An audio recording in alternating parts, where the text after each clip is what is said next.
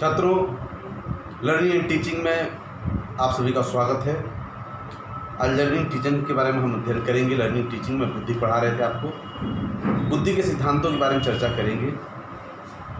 बुद्धि के सिद्धांतों के बारे में जो सिद्धांत दिए हुए हैं उसमें से मुख्य रूप से अद्वैत सिद्धांत और दूसरा है जो अद्वैत सिद्धांत है डॉक्टर जॉनसन का है। डॉक्टर जॉनसन ने इस सिद्धांत का प्रतिपादन किया है। दूसरा है सीमित शक्ति का सिद्धांत, जिसको बीने ने सीमित शक्ति के सिद्धांत को बीने ने प्रतिपादित किया हुआ है। इसके अतिरिक्त दो खंड सिद्धांत जो स्पीयरमैन ने किया है, त्रिखंड सिद्धांत स्पीयरमैन, दो खंड सिद्धांत स्पीयरमैन, बहुशक्ति का सिद्धांत थॉर्नडाइक किए हैं। थॉर्नडाइक ने बहुशक्ति का सिद्धांत, बहुमानसिक योग्यताओं का सिद्धांत बर्ट एंड बर्नन, या बर्ट एंड बर्नन नहीं, केली और थर्स्टन का है। क्रमिक महत्व का सिद्धांत बर्ट और बर्नन का है। और इसमें सबसे पहले अद्वैत सिद्धांत की बात करें जो सबसे प्राचीन सिद्धांत है बुद्धि का। अद्वैत सिद्धांत का प्रतिपादन डॉक्टर जॉनसन ने किया। उनका मानना है कि बुद्धि का एक है, सर्वत्र एक है और वह कई क्षेत्रों में काम करता है। केवल एक ही ओर उसका राज्य सर्वत्र फैला हुआ है। विज्ञान, कला, वाणिज्य आदि समस्त क्षेत्रों में एक ही बुद्धि व्याप्त है। एक ही बुद्धि इन सभी क्षेत्रों में, विज्ञान में, कला में, दर्शन में, हर क्षेत्र में काम करता है। लेकिन यह सिद्धांत सर्वमान्य नहीं हुआ, आगे अस्वीकार कर दिया गया। कारण कि यह माना गया कि एक बुद्धि नहीं होता और एक बुद्धि अगर है तो सभी क्षेत्रों में नहीं हो सकता। क्योंकि जो एक अच्छा डॉक्टर है जरूरी नहीं कोई अच्छा इंजीनियर हो ही जाए, या अच्छा इंजीनियर अच्छा डॉक्टर नहीं हो सकता। या अगर दर्शन में कोई तेज है तो जरूरी नहीं है कि वह फिलॉसफी में जो तेज हो, जरूरी नहीं है कि वो विज्ञान में भी तीव्र हो। एक व्यक्ति का बुद्धि हर क्षेत्र में आगे नहीं होता। यह सिद्धांत और वाणिज्य में, कला में, सब क्षेत्र में निपुण है ऐसा जरूरी नहीं। दूसरा सीमित शक्ति का सिद्धांत बीने ने दिया।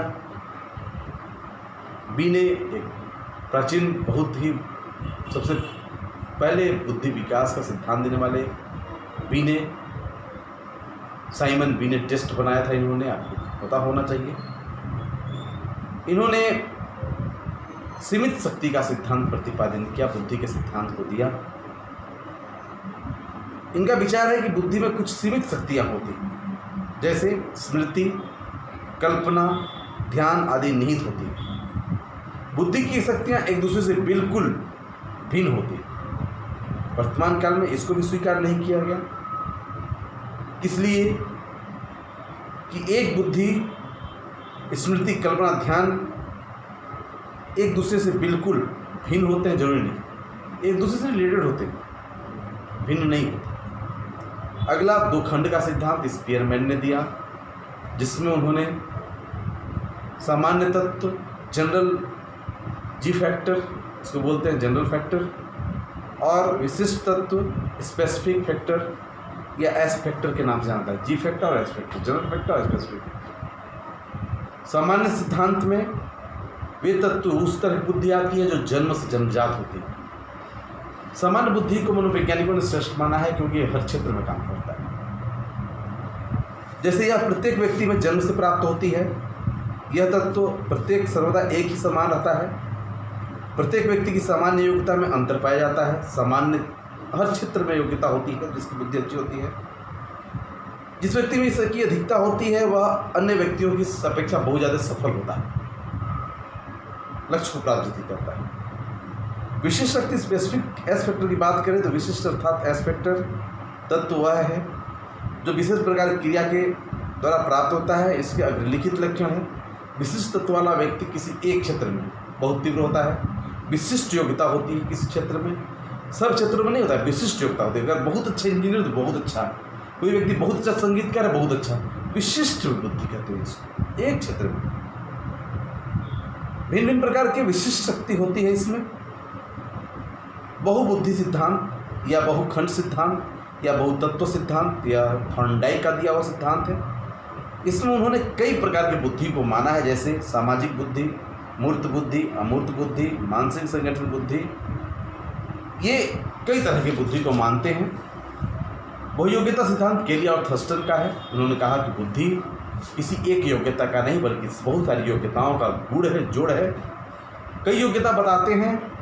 केली ने कई योग्यताओं का गुण बताया है, जिसमें वाचिक योग्यता, सांख्यिक योग्यता, स्थानिक योग्यता, क्रियात्मक योग्यता, संगीतात्मक योग्यता, यांत्रिक योग्यता, सामाजिक बुद्धि, रुचि, शारीरिक बल, ये सारी चीज़ों को उन्होंने बुद्धि का माना। कई योग्यताओं का जोड़ मानते हैं बुद्धि।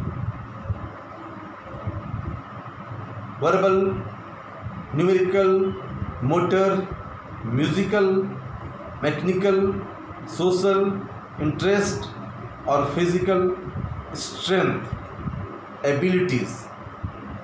एबिलिटीज़, सारे इस एबिलिटीज़ को, सारे इस योग्यता क्षमता को वो बुद्धि मानते हैं। तो बहु योग्यता का सिद्धांत दिया गया। दूसरे इनके दोस्ती ही वो भी थर्स्टन है, केली के साथ ही उन्होंने दिया, लेकिन इन्होंने कुछ अलग योग्यताओं को बताया। बोला कि इन योग्यताओं का योग है बुद्धि। इसमें सांख्यिक योग्यता, न्यूमेरिकल या नंबर एबिलिटीज़, जिसको एंड फैक्टर बोलते हैं।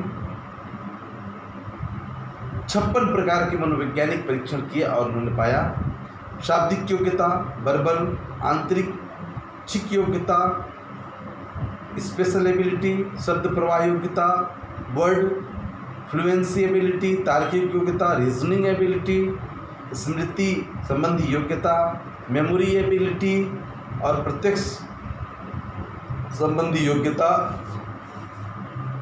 अर्थात इनके सिद्धांत को NVSWRMP इस तरह से N+V+S+W+R+M+P